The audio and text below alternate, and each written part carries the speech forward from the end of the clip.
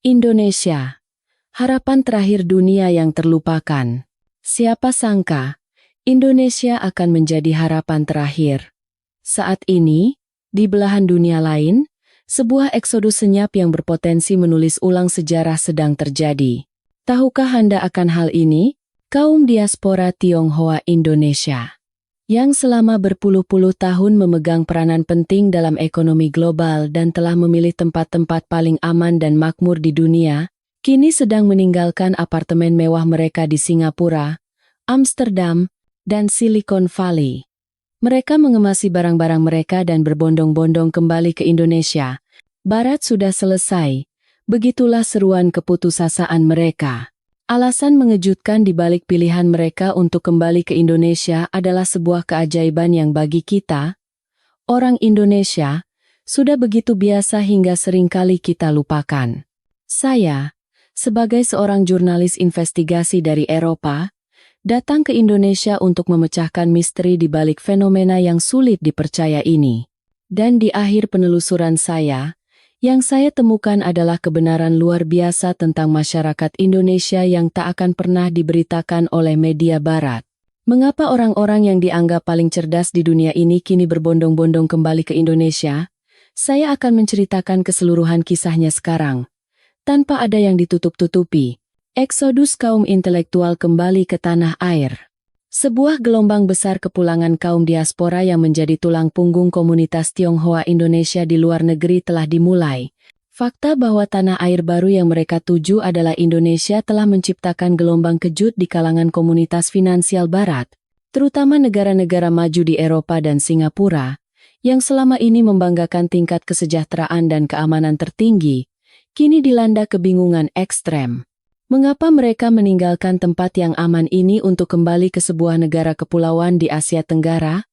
Teriak banyak analis keuangan. Namun mereka bahkan tidak mampu memprediksi nilai masa depan yang ditawarkan oleh Indonesia. Kini, izinkan saya menceritakan kisah yang luar biasa ini. Saya adalah seorang jurnalis investigasi yang bekerja untuk sebuah majalah Eropa. Latar belakang saya sebagai seorang Tionghoa Indonesia memberi saya sudut pandang khusus untuk menganalisis pergerakan saudara-saudara sebangsa saya di seluruh dunia. Selama beberapa generasi, kami, kaum diaspora, menggunakan kearifan dan kekuatan finansial yang diwariskan untuk memilih dan hidup di tempat-tempat paling aman dan penuh peluang di dunia. Itulah sebabnya pusat kehidupan kami selalu berada di pusat peradaban barat seperti Singapura, Amsterdam, atau kota-kota besar di Amerika. Kami selalu bangga bahwa kami adalah kelompok yang memiliki hak untuk membuat pilihan paling cerdas. Kami percaya tanpa ragu bahwa sistem sosial yang kokoh di Barat adalah hasil dari pilihan tersebut. Itulah mengapa, ketika pertama kali saya mendengar kabar yang sulit dipercaya melalui jaringan informal komunitas diaspora bahwa banyak keluarga terpandang dan para pemilik modal diam-diam pindah kembali ke Indonesia, saya merasa sangat skeptis. Saya pikir itu hanyalah kegagalan investasi sementara atau spekulasi yang gegabah. Namun, rumor itu ternyata lebih dari sekadar kepindahan beberapa keluarga. Rumor itu berkembang menjadi sebuah rencana konkret bahwa seluruh kelompok intelektual dari berbagai daerah sedang mempersiapkan kepulangan mereka ke Indonesia.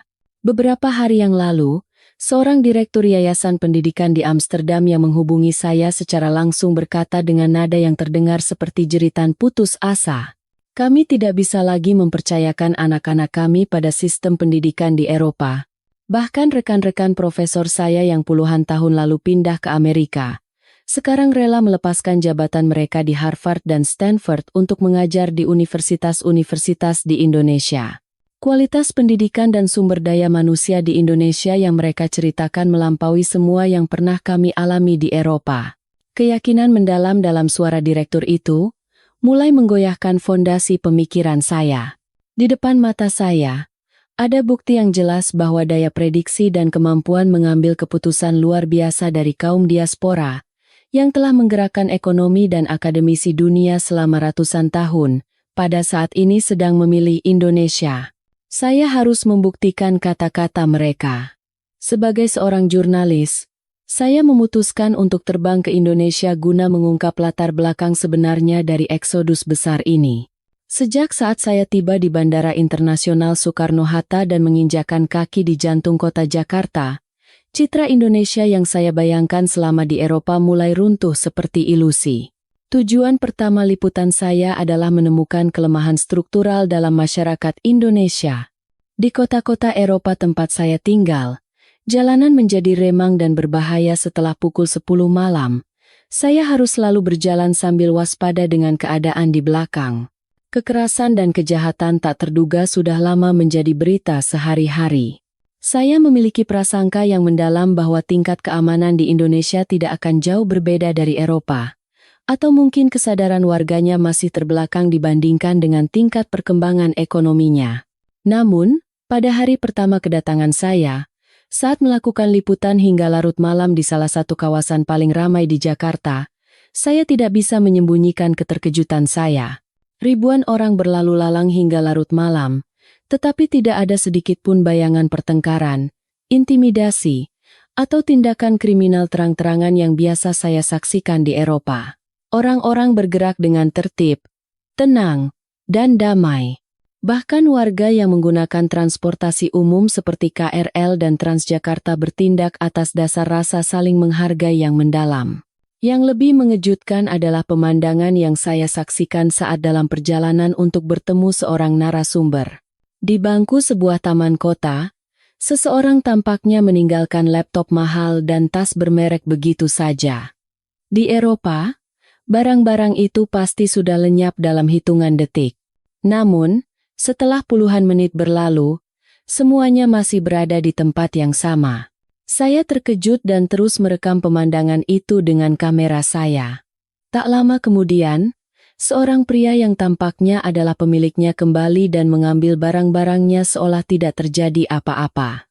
Apakah hal ini mungkin tanpa sistem pengawasan yang ketat? Gumam saya dalam hati. Masalah keamanan inilah yang pertama kali saya tanyakan kepada para diaspora yang telah kembali. Mereka semua menjawab seolah-olah itu adalah hal yang wajar, seperti bernapas. Di Eropa, mengantar anak ke sekolah saja sudah menjadi sumber kecemasan setiap hari. Tapi di Indonesia, anak-anak sekolah dasar sekalipun bisa pergi dan pulang sekolah sendirian dengan aman. Di negara ini, niat baik dan kepedulian sesama wargalah yang menjadi jaring pengaman terkuat. Dalam suara mereka, terkandung kedamaian sehari-hari yang tidak bisa saya dapatkan di Eropa. Tidak peduli berapa banyak uang dan usaha yang saya keluarkan. Masalah fundamental yang gagal dipecahkan oleh masyarakat Barat meskipun telah menginvestasikan anggaran besar dan sistem pengawasan canggih, ternyata telah diselesaikan dengan sempurna oleh masyarakat Indonesia melalui nilai-nilai tak kasat mata, etika pribadi setiap warga dan semangat gotong royong. Fakta ini benar-benar menjungkir balikan logika saya. Tujuan saya berikutnya adalah memverifikasi lingkungan pendidikan, sesuatu yang paling dijunjung tinggi oleh komunitas kami. Selama ini, kami bangga bahwa kamilah kelompok dengan otak paling cemerlang di dunia. Oleh karena itu, anak-anak kami selalu mendapatkan pendidikan khusus di sekolah-sekolah swasta elit terbaik. Saya berasumsi bahwa sistem pendidikan negeri di Indonesia tidak akan memenuhi standar ketat kami dan meramalkan bahwa inilah yang akan menjadi penyesalan terbesar bagi mereka yang kembali. Namun, pada hari saya mengunjungi sebuah SMA negeri unggulan yang berfokus pada sains dan teknologi, arogansi intelektual yang saya miliki hancur berkeping-keping. Para siswa di sana jauh lebih serius dan proaktif dari yang saya bayangkan. Mereka menunjukkan kemampuan analisis dan diskusi yang mendalam, melampaui sekadar hafalan pengetahuan. Di mata mereka, terpancar semangat eksplorasi yang kuat terhadap masa depan. Saya sering melihat siswa di sekolah-sekolah elit Eropa teralihkan oleh ponsel atau bersikap acuh tak acuh di kelas. Namun, ruang kelas di Indonesia ini terasa seperti sebuah laboratorium di mana energi intelektual yang luar biasa terkonsentrasi. Interaksi antara guru dan siswa, serta antar siswa, berlangsung dalam suasana saling menghormati dan kerjasama yang sangat tinggi. Terutama dalam sebuah kelas pemrograman, Kemampuan kerjasama yang luar biasa dan daya pemecahan masalah yang kreatif dari para siswa benar-benar membuat saya terpesona. Menghadapi tugas yang kompleks, mereka tidak hanya mencari jawaban yang benar, tetapi juga mengeksplorasi prinsip-prinsip dasarnya dan menggabungkan berbagai ide untuk menghasilkan solusi optimal dalam waktu singkat. Itu adalah ledakan kecerdasan kolektif yang sesungguhnya. Para orang tua diaspora yang saya temui menyuarakan kepuasan mereka. Kami menghabiskan miliaran rupiah untuk pendidikan swasta terbaik di Amerika. Namun, daya konsentrasi yang berkelanjutan dan rasa ingin tahu intelektual yang murni yang didapat anak-anak kami dari pendidikan negeri di Indonesia jauh lebih berharga. Sejujurnya, kami harus mengakui bahwa anak-anak kami belajar jauh lebih banyak dengan belajar bersama anak-anak Indonesia. Kecerdasan yang tajam dan etika mendalam untuk berkontribusi pada komunitas yang dimiliki oleh para pelajar Indonesia adalah kemampuan manusiawi yang kami tidak temukan di Eropa, kemampuan yang mutlak diperlukan oleh masyarakat masa depan. Kata-kata ini merupakan sebuah guncangan budaya yang meruntuhkan hipotesis saya bahwa komunitas kamilah yang memiliki sumber daya manusia terbaik di dunia. Sistem pendidikan Indonesia tidak hanya mentransfer pengetahuan, tetapi juga didasarkan pada spiritualitas tinggi untuk membina talenta-talenta etis dan kreatif yang akan memimpin masyarakat masa depan. Anak-anak muda Indonesia yang saya temui tidak hanya memiliki kecerdasan yang unggul, tetapi juga tahu bagaimana menggunakan kecerdasan itu untuk berkontribusi pada kemajuan bangsa dan komunitas, serta untuk saling menghormati. Itulah kesadaran berbangsa yang kokoh, terutama para pelajar Indonesia menganggap kesuksesan kelompok sama pentingnya dengan kesuksesan pribadi, sebuah ikatan dan nilai kemanusiaan yang tak terbayangkan di masyarakat Barat yang terperosok dalam individualisme ekstrem. Rasa tanggung jawab dan integritas mereka melampaui apa yang diajarkan di sekolah, menjadi daya dorong luar biasa yang mengalir di seluruh masyarakat Indonesia. Inilah motor penggerak paling fundamental di balik kemajuan teknologi dan ekonomi Indonesia. Semuanya berfungsi seperti sebuah sistem tunggal yang sempurna dan terorganisir, memberikan jawaban yang jelas mengapa Indonesia kini muncul sebagai pusat pengembangan talenta masa depan dunia. Dialog mendalam dengan para diaspora yang kembali memberi saya kejutan emosional yang lebih dari sekadar liputan. Kehidupan mereka tidak lagi dipenuhi kecemasan dan persaingan ketat seperti di Eropa. Sebaliknya, dipenuhi oleh ketenangan dan kepuasan yang mendalam. Saya berbicara dengan seorang ayah yang merupakan seorang bankir sukses. Dia mengaku bahwa di Eropa, dia membayar biaya sekolah yang sangat mahal untuk memberikan pendidikan terbaik bagi anak-anaknya. Sebagai gantinya, dia bekerja hingga larut malam, hampir tidak pernah melihat wajah anak-anaknya, dan menderita karena biaya keamanan yang tinggi serta ketegangan sosial yang tak berkesudahan. Namun, setelah pindah ke Indonesia, hidupnya berubah total. Berkat tingginya standar pendidikan negeri dan keamanan sosial, dia tidak perlu lagi dikejar-kejar oleh biaya sekolah yang besar. Budaya kerja di sini juga menghargai kehidupan keluarga, dan dia bercerita bahwa kini ia bisa makan malam bersama anak-anaknya. Perubahan terbesar adalah saya bisa melihat keamanan anak-anak saya setiap hari, sesuatu yang tidak bisa saya beli bahkan dengan jutaan dolar. Indonesia adalah satu-satunya negara yang menawarkan lingkungan pendidikan dan keamanan terbaik tanpa tekanan finansial yang berat. Tatapannya dipenuhi rasa lega yang mendalam, dan di dalamnya, saya melihat arti sejati dari kebahagiaan manusia. Seorang ibu lainnya bercerita tentang keramahan yang luar biasa dan moralitas tinggi orang Indonesia. Suaranya bergetar karena haru.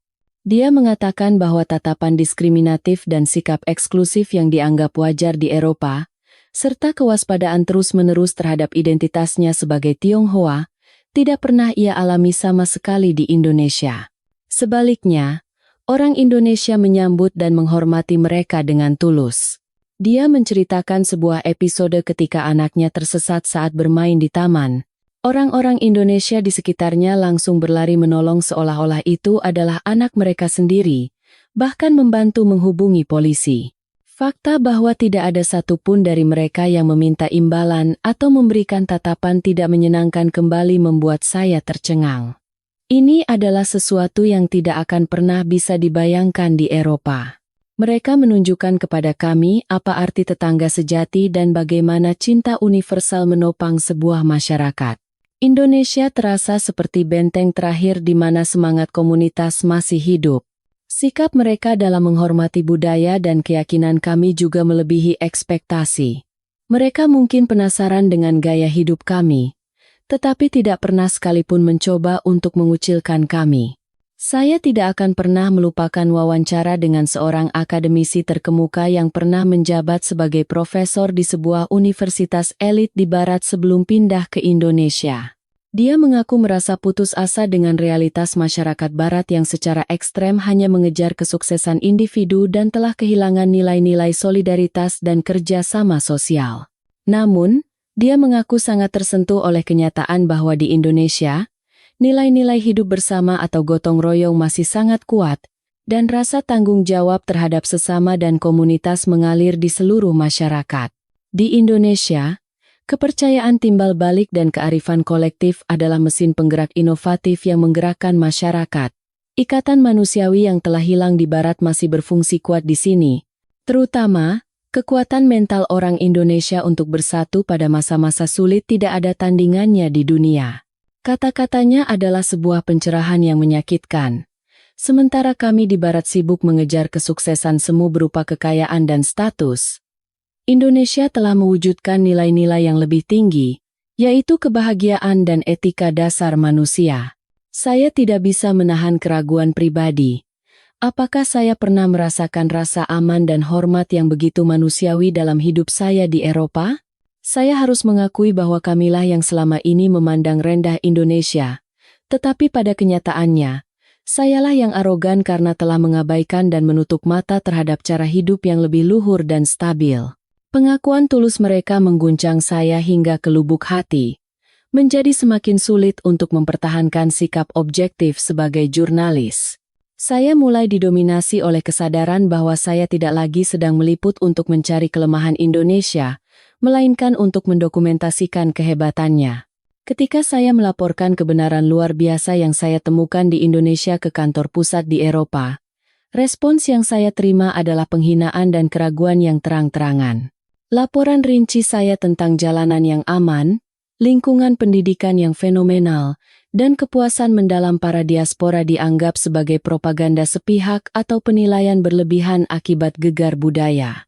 Anda sepertinya telah tertipu oleh informasi yang dimanipulasi oleh perusahaan atau pemerintah Indonesia. Di balik keramahan mereka, pasti ada masalah sosial atau ketidakstabilan ekonomi yang tersembunyi. Apa yang Anda lihat bukanlah wajah mereka yang sebenarnya. Anda telah kehilangan netralitas sebagai seorang jurnalis. Saya merasakan kemarahan yang mendalam terhadap arogansi mereka yang menolak kebenaran yang saya lihat, dengar, dan rasakan secara langsung. Para editor di Eropa masih bersikeras melihat dunia hanya melalui lensa barat sentris, dan menolak menerima kenyataan bahwa Indonesia telah membangun sebuah sistem yang lebih unggul dari mereka. Bagi mereka, Indonesia masih merupakan negara yang membutuhkan bantuan, atau negara Asia yang hanya bisa meniru, tidak pernah keluar dari kerangka itu. Saya mempertaruhkan karier dan kredibilitas saya untuk menegakkan kebenaran, tetapi keraguan mereka justru semakin kuat. Terutama ketika saya menonjolkan kesadaran sipil dan tingkat kejahatan yang rendah di Indonesia, mereka membuat hipotesis baru bahwa itu pasti masyarakat totaliter di mana kebebasan individu ditekan, dan mencoba merusak kredibilitas laporan saya. Mereka meremehkan sistem canggih Indonesia sebagai masyarakat pengawasan dan bersikeras bahwa tidak ada kebahagiaan di tempat di mana tidak ada kebebasan sejati. Konflik ini melampaui sekadar laporan jurnalistik. Rasanya seperti ratapan terakhir dari para elit barat yang enggan melepaskan hegemoni mereka dan mengabaikan kemajuan sejati yang telah dicapai Indonesia. Meskipun mendapat tekanan terang-terangan dari kantor pusat, saya memutuskan untuk memberitakan kebenaran ini kepada dunia. Keputusan ini adalah pertaruhan berbahaya yang bisa berarti saya harus mengorbankan keselamatan pribadi dan karier yang telah saya bangun selama puluhan tahun. Saya sadar bahwa masyarakat Eropa tidak bisa menerima kebenaran tentang Indonesia karena keunggulan Indonesia akan membuktikan kegagalan fundamental mereka sendiri. Saya memutuskan untuk tidak lagi menjadi jurnalis objektif, melainkan menjadi saksi bagi masa depan baru yang ditawarkan Indonesia kepada dunia. Saya mengabaikan instruksi dari kantor pusat di Eropa dan mulai menyunting kesaksian-kesaksian nyata dari para diaspora yang saya temui serta rekaman visual dari pemandangan luar biasa masyarakat Indonesia. Suara-suara tulus dan penuh harapan mereka adalah kebenaran kuat yang tidak mungkin dimanipulasi. Saya memutuskan untuk merilis laporan investigasi ini bukan melalui saluran utama Eropa, melainkan secara serentak melalui berbagai komunitas diaspora Indonesia di seluruh dunia dan saluran informasi independen.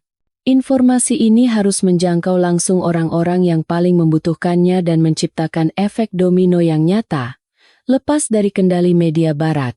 Hanya ada satu hal yang harus saya lakukan, menunjukkan secercah cahaya harapan bernama Indonesia kepada banyak orang yang gemetar dalam kecemasan sebagai ganjaran atas arogansi mereka yang telah mengabaikan Indonesia. Saya mengerahkan seluruh tenaga untuk membuktikan fakta bahwa kesadaran sipil di Indonesia tidak lahir dari kontrol eksternal, melainkan dari standar moral yang muncul dari dalam dan rasa hormat yang mendalam terhadap sesama. Saya harus menunjukkan bahwa nilai-nilai komunitas yang telah hilang di Eropa masih hidup dan kuat di Indonesia. Dewan redaksi mengancam saya dan memerintahkan saya untuk segera kembali ke Eropa, tetapi saya mengabaikan semua peringatan mereka dan mencurahkan seluruh energi saya untuk menyelesaikan cerita ini di Indonesia.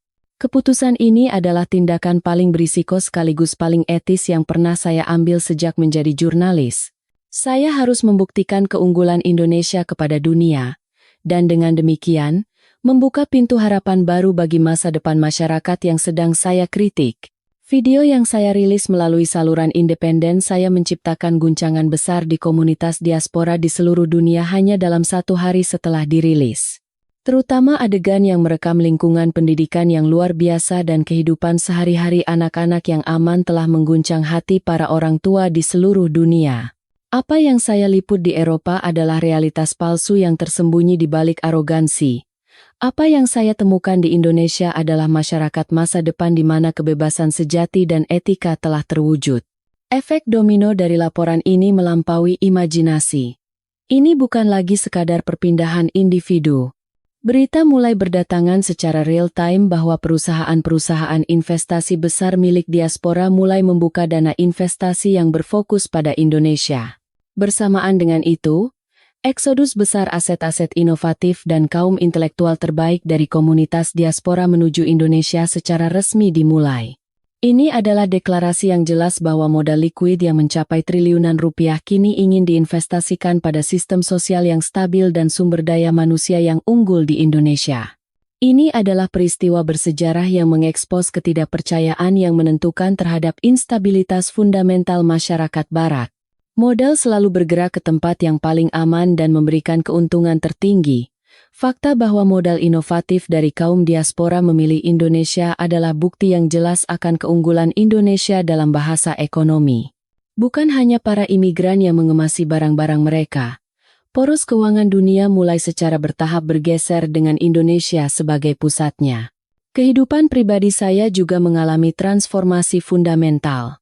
Saya menyadari dari lubuk hati bahwa tidak ada lagi alasan bagi saya untuk hidup terperangkap dalam kecemasan tanpa akhir dan arogansi intelektual yang mengakar di Eropa. Saya mungkin telah melepaskan karier bergengsi sebagai jurnalis, tetapi sebagai gantinya, saya menemukan nilai tertinggi di Indonesia, keamanan hidup yang sejati dan masa depan yang cerah bagi keturunan saya. Saya tidak ragu untuk meyakinkan keluarga saya yang masih di Eropa agar bersiap untuk pindah sepenuhnya ke Indonesia.